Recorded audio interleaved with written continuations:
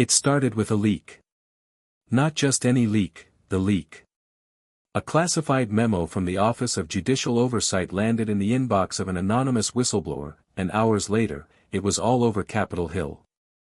The document alleged that a sitting federal judge, Marcus Whitmore, known for his tight connections to the progressive legal movement, had been lobbying behind closed doors for sweeping reforms that would essentially strip judicial independence from the federal courts. He had proposed a review board with direct power to override federal decisions deemed socially regressive, a mechanism that many believed would centralize unchecked power in the hands of unelected bureaucrats. The backlash was immediate, but no one expected her to be the one leading the charge. Pam Bondi hadn't been in the national spotlight since the 2020s. But something about the leak lit a fire under her. The former Florida Attorney General, known for her bulldog litigation style and steely television presence, returned to the frontlines like she'd never left. Within a week, she was the face of a growing movement calling for Judge Whitmore's impeachment. Judicial freedom is non-negotiable, she declared during a primetime appearance on Fox News. This is about the very soul of our republic. But what turned heads most wasn't the attack on Whitmore, it was the subtle, blistering jab at Chief Justice John Roberts. When the Chief Justice remains silent while one of his own quietly plots to dismantle the court's independence, we have a crisis not just of law, but of leadership. Within 48 hours, headlines exploded. Pam Bondi targets Roberts in judicial showdown, is the Chief Justice losing control? Conservative revolt within SCOTUS circles, and behind the scenes, whispers swirled. Had Roberts known about Whitmore's activities? Worse, had he endorsed them? Pam Bondi wasn't just going after a rogue judge. She was drawing a line in the sand, and John Roberts was standing on the wrong side of it. Pam Bondi's return wasn't just theatrical, it was strategic. By the second week, she'd assembled what D.C. insiders were calling a legal war room, a high-powered coalition of former federal prosecutors, constitutional scholars, and 3 ex-judges who had once been passed over for federal appointments during the Obama administration. The irony wasn't lost on anyone. They operated out of a private suite in Arlington, Virginia. The windows were blacked out. No phones were allowed inside. Bondi had hired former intelligence contractors to sweep the room daily for bugs. This is bigger than one judge, she told her inner circle. This is about the slow rot inside the judiciary, and Roberts either can't see it, or won't admit it. Evidence began trickling in, emails between Judge Whitmore and senior staffers at a little-known NGO tied to legal activism, a private Zoom recording where Whitmore had reportedly said, "The Constitution is not sacred. It's an evolving suggestion." Bondi was patient, but ruthless. She didn't go public with everything at once. Instead, she weaponized timing like a scalpel, releasing just enough to ignite outrage but holding back enough to maintain suspense. Cable networks were glued to the drama. CNN scrambled to defend Whitmore, calling Bondi's crusade a far-right judicial witch hunt. MSNBC questioned her motives. But something was different this time, independent voters were listening, and they weren't buying the media spin. Then came the Judiciary Committee hearing. Under oath, Whitmore stumbled. When asked about his relationship with the NGO, he paused too long. When shown the leaked memo bearing his signature, he tried to claim it was just a draft, a hypothetical exercise. But the final blow came when Bondi submitted a sealed affidavit from a former clerk of Whitmore's, who claimed the judge had once boasted of having friends in high places and assurances from the chief. That phrase exploded in the press. Assurances from the chief. Within hours, speculation engulfed the court. Had John Roberts known? Was he complicit? Or was Bondi manufacturing a connection to strike at the highest levels? Roberts finally broke his silence with a terse public statement: the independence of the judiciary must be preserved at all costs. Any implication otherwise is deeply troubling. He didn't mention Bondi. But Bondi, smiling during a press conference, mentioned him. Leadership requires clarity. So far, all we've heard from the Chief Justice is concern. The battle lines were drawn. And Pam Bondi wasn't backing down. The morning after Roberts' lukewarm statement, a chill settled over 1 Street. Supreme Court clerks, typically invisible to the public, were seen arriving early, leaving late, and, according to one insider, acting like they were prepping for war. It wasn't just optics anymore. It was survival.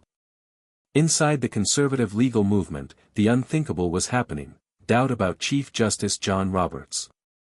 His leadership, once considered the stabilizing hand of the court, was now being questioned on podcasts, op-eds, and closed-door Federalist Society luncheons. And at the center of it all was Pam Bondi, not a sitting justice, not even a federal official, but somehow the most dangerous woman in American law. The sealed affidavit had opened a Pandora's box. 2 more former Whitmore clerks came forward anonymously. One claimed Whitmore had been on weekly calls with judicial reform strategists. Another claimed to have seen Roberts' name mentioned in an encrypted email chain, subject line, legacy maneuvers. Legacy. That word hit a nerve. Because if there was one thing everyone knew about Roberts, it was this: he cared deeply about how history would remember him. Pam Bondi knew it too. On a Sunday interview with Meet the Press, she smiled coolly across from the host. "I don't think Chief Justice Roberts is corrupt. I think he's comfortable. And that's the real danger. Because comfort lets rot grow in silence." That soundbite went viral. Behind the scenes, Senate Minority Leader Clay Pearson, a rising populist from Arkansas, met privately with Bondi. "You're shaking the tree," he told her. "If fruit falls from the top, don't be surprised."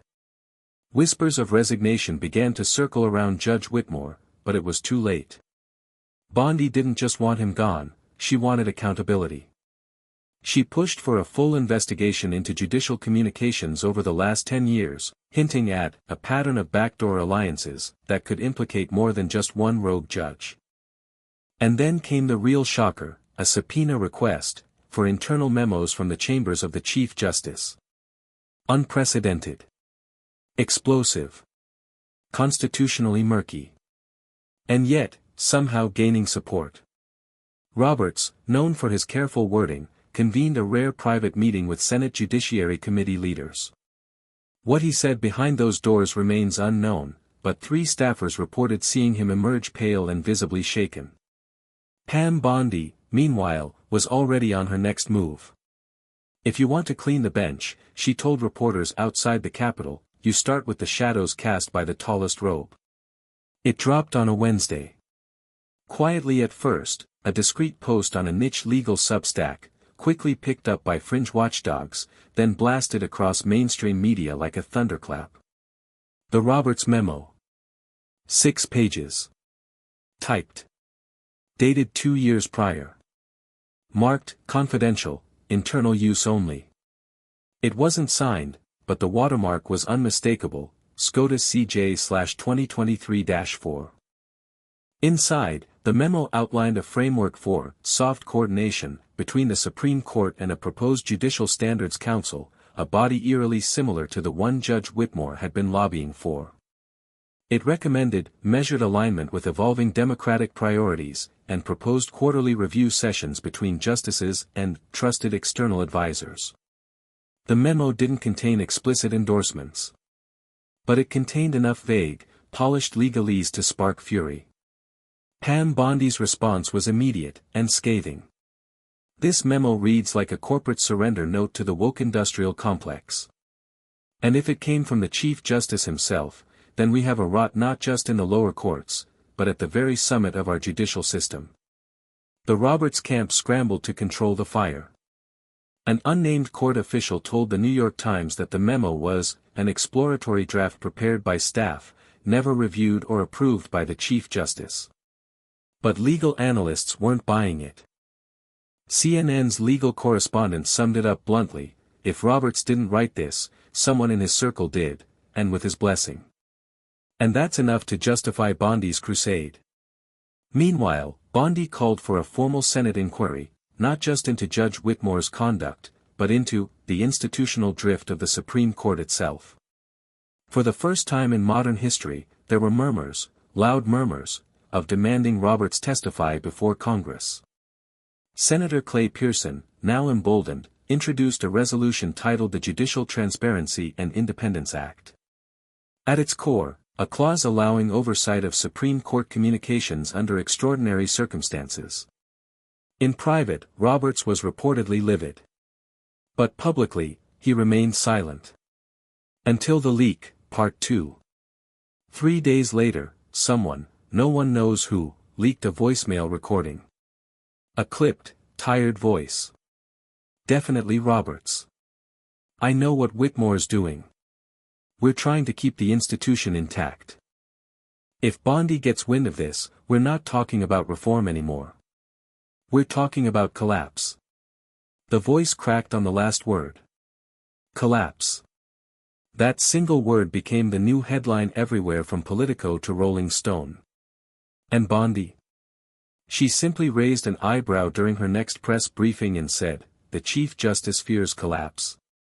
Maybe it's because he built the tower on sand." The pressure on John Roberts was no longer political, it was existential. In just under a month, Pam Bondi had triggered the largest constitutional crisis involving the judiciary since Watergate. But this time, there were no missing tapes. Everything was public, everything was real, and everything was happening fast. The leaked voicemail had changed the entire game. Overnight, Roberts was no longer seen as a silent guardian of institutional integrity. He was seen, fairly or not, as a man covering cracks in the marble with masking tape. Bondi, for her part, was relentless. She took her campaign to every battleground state, turning a legal crusade into a populist revival. In Michigan, she gave a barnstorming speech in front of a courthouse draped in black fabric, symbolizing mourning for the Constitution. In Arizona, she unveiled a billboard campaign with a single phrase in bold red letters, "When the Guardian fails, who guards the Guardian?" The crowds grew. Senators began flipping. 3 Democrats quietly signaled they were open to hearings. Independent media started publishing deep dives into Roberts' tenure, cases dismissed too quickly, amicus briefs with strangely coordinated language, long-forgotten dissenting opinions that now seemed too convenient. Then came the whistleblower. A mid-level administrator in the Supreme Court's internal clerical system, nameless, faceless, and terrified, handed over a USB drive to Bondi's legal team. On it, a trove of internal memos and scheduling logs. Among them, a 2022 entry, private meeting with Whitmore. Agenda, Judicial Harmony Framework. Attendees, CJ, MW, CCO liaison, off record. Bondi didn't need to say a word. She just handed it over to the Senate Judiciary Subcommittee. The request for Roberts to appear became a demand. And then, shockingly, he agreed. In a brief and stern letter to Congress, John Roberts confirmed he would appear voluntarily before the committee, marking the first time in modern history that a sitting Chief Justice would be subjected to direct questioning over ethics and internal court matters. Cable news networks froze. Constitutional scholars held emergency panels. The stock market even dipped for a day on fears of judicial instability. Pam Bondi simply smiled. Her message to the press was clear: I don't want him removed. I want him reckoned with. There's a difference. A week later, on a cold and silent morning in D.C., John Roberts walked through the grand doors of the Senate chamber, flanked by aides, grim-faced and pale, and sat under oath. The first question from the chair. Chief Justice Roberts, did you authorize the judicial harmony framework discussed with Judge Marcus Whitmore? He exhaled, straightened his tie, and looked toward the cameras.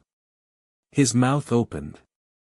The chamber was silent, the kind of silence that clings to the walls, thicker than air, sharper than fear. Chief Justice John Roberts, under oath for the first time in his career, stared across the Senate hearing room. Cameras clicked. Pam Bondi sat in the first row behind the committee rail, stone-faced, arms crossed, flanked by her legal team. The whole country was watching. Did you authorize the judicial harmony framework discussed with Judge Marcus Whitmore? A pause. Then, Roberts answered. I was made aware of discussions surrounding the framework. I did not endorse it. I did not initiate it. But I also did not stop it. Gasps rippled across the chamber. The chair leaned in. So you were complicit? Roberts didn't flinch, but his voice dropped, quieter. I believed, perhaps wrongly, that allowing limited academic exploration of structural reforms could preserve the integrity of the court by channeling pressure constructively. I misjudged the motives involved. That is my burden to carry. Pam Bondi raised a single eyebrow. A murmur stirred in the gallery. Senator Clay Pearson pounced. Chief Justice, were you aware that Judge Whitmore had been in contact with partisan organizations to influence federal jurisprudence through your silence? No, pause. Not directly. The questioning turned brutal. Emails were read aloud. Schedules dissected. Subtle language in past court decisions was pulled apart and weaponized. Bondi's fingerprints were everywhere, not physically, but in strategy, tone, pacing. The whole proceeding bore her style, deliberate, surgical, public. And then came the bombshell. Senator Pearson slid a document across the table. It was an email, obtained through the whistleblower's dump, marked, privileged correspondence. The sender, an aide from the office of the Chief Justice. The recipient, a policy analyst at a legal nonprofit with ties to Whitmore. The subject line, strategic patience. One line stood out in bold, the CJ advises maintaining distance for now, but agrees in principle. The room went still. Roberts glanced down at the paper. For a moment, he looked like a man who had just glimpsed his own obituary. I never wrote that, he said quietly. But I won't insult this chamber by denying its implication. It came from within my office. That alone is failure enough. That was it. Pam Bondi didn't smirk. She didn't blink. She just slowly stood up and walked out of the hearing room, not in protest, not in triumph, but like someone who had just seen the final piece fall into place. Outside, reporters swarmed. Ms. Bondi, what's next? Do you want Roberts to resign? Will you pursue criminal charges? She turned, looked into the cameras, and said, I didn't come to tear down the court. I came to remind it who it serves. If Roberts wants to make this right, he'll know what to do. And with that, she walked off into the cold wind of Constitution Avenue, while inside, history was still being written. The next 48 hours were chaos. News outlets couldn't keep up. Opinion columns flooded the internet. Protesters gathered outside the Supreme Court, some with signs that read, Restore the bench, others with bold letters, Bondi 2028. But no one, not even Pam Bondi, expected what came next.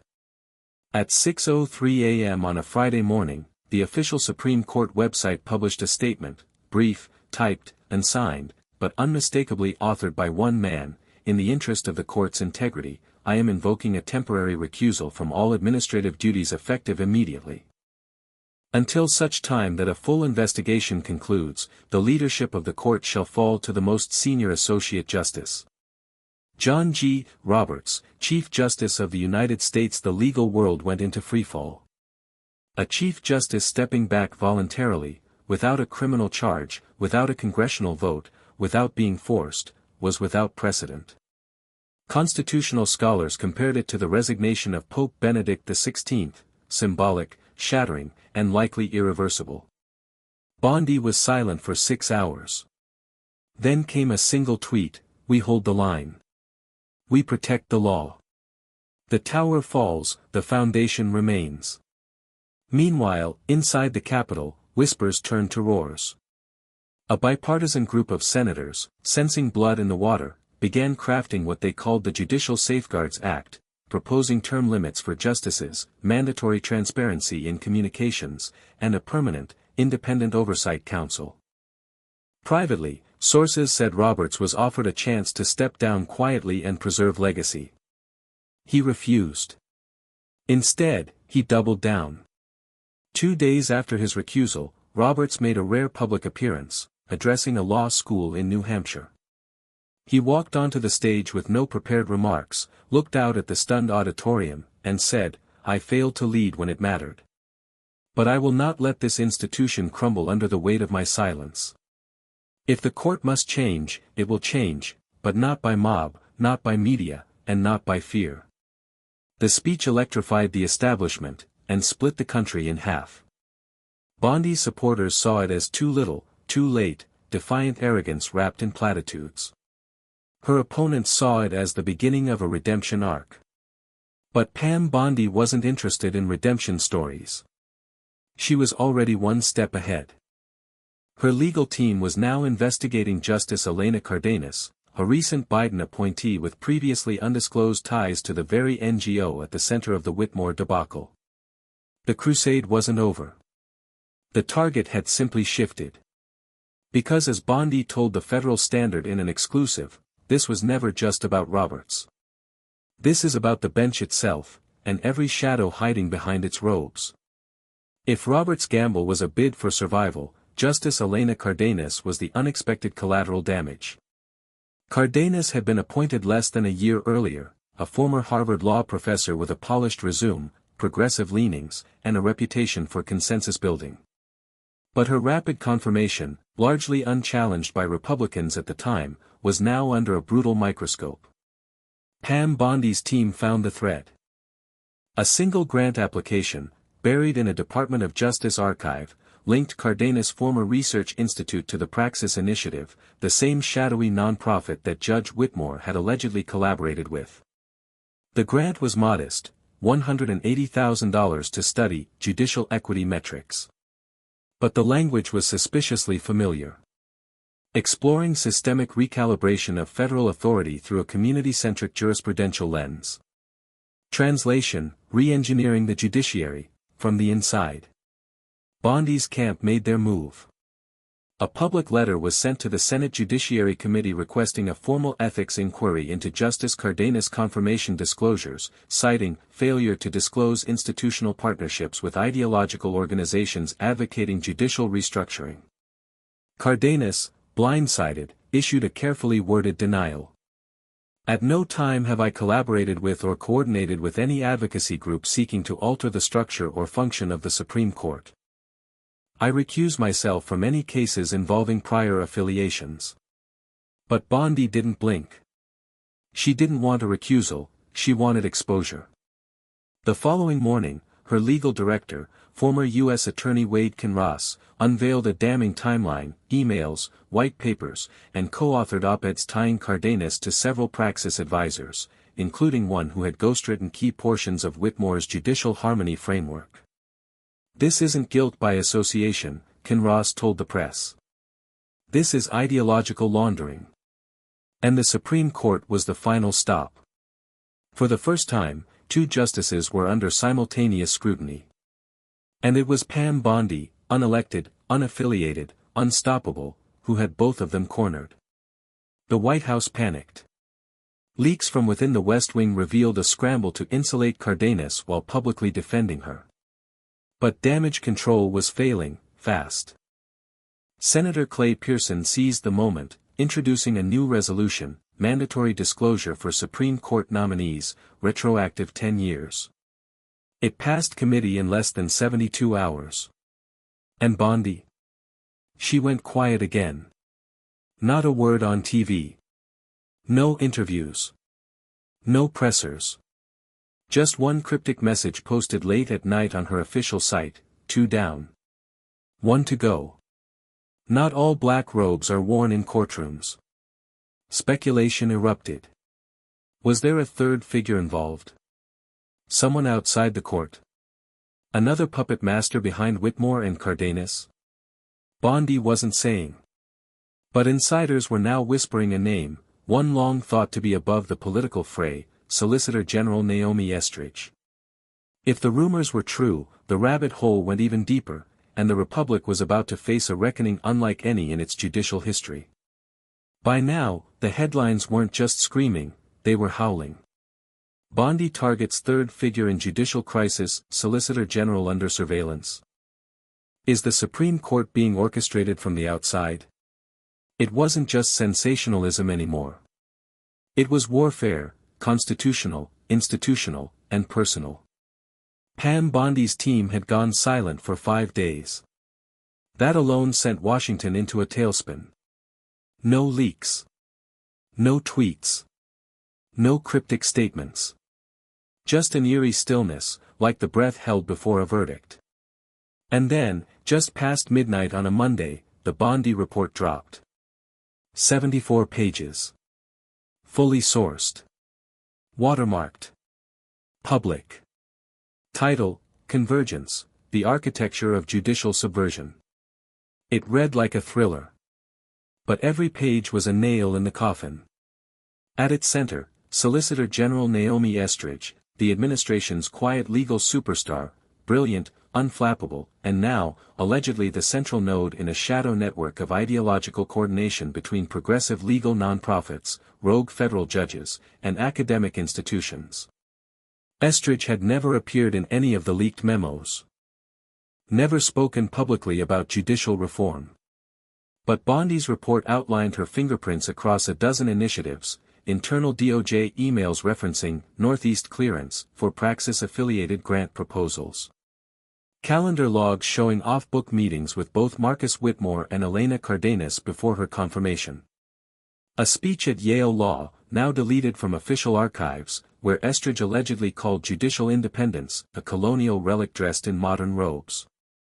The report went further.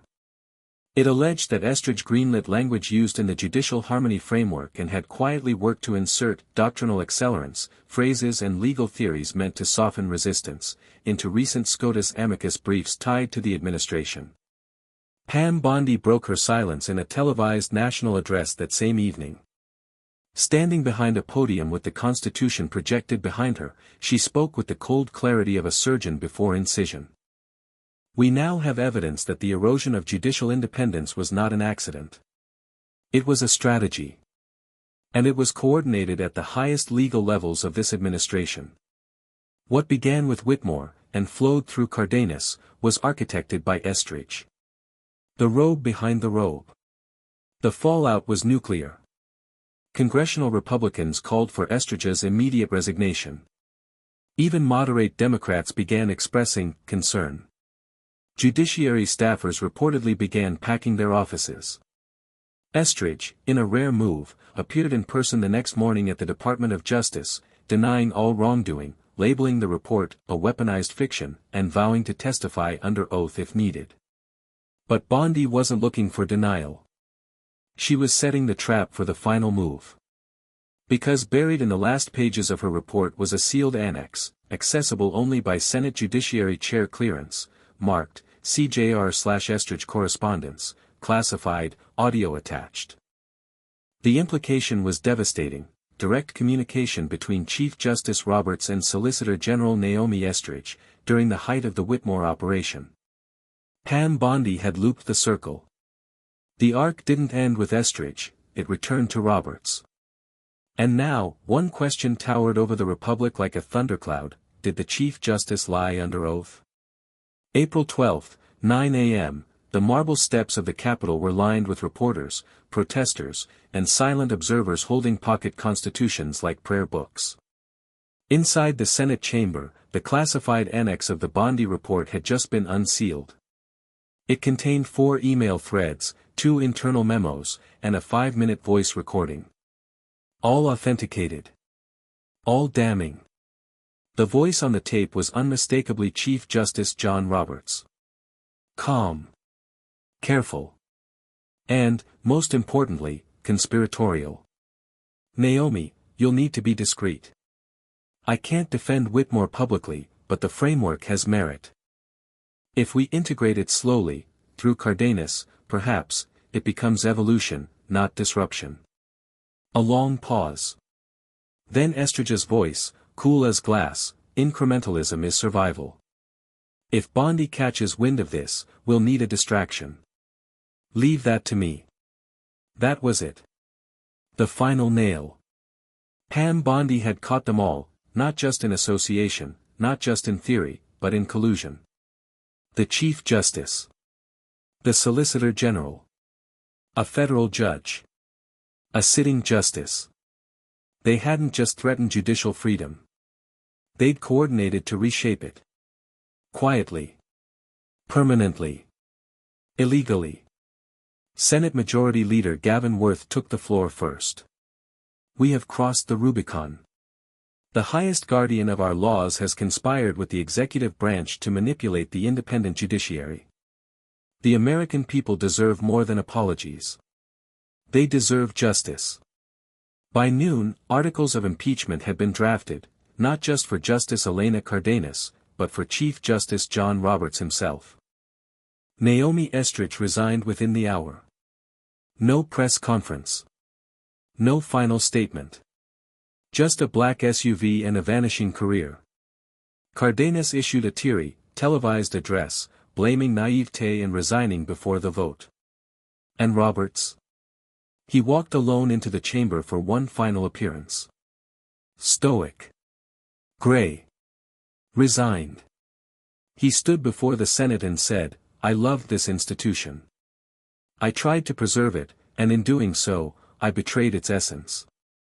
I do not ask forgiveness. I ask that this chamber learn from my failure and never again allow any one robe to cast so long a shadow. Then he removed the black robe. Folded it. And laid it on the witness table before walking out. It was over. Pam Bondi watched from the gallery. She didn't smile. She didn't cry. She simply nodded, once, like a soldier closing a file. In the days that followed, the Judicial Safeguards Act passed by a landslide. Term limits. Transparency protocols. Real-time communication logs. Oversight that was once unthinkable now became law. America's highest court, shaken, exposed, reborn, was quieter than ever. But its silence no longer meant secrecy. Pam Bondi returned to private life a national figure. Some called her a savior. Others, a destroyer. But no one denied what she had done. She cracked open the ivory tower. And let the truth pour out.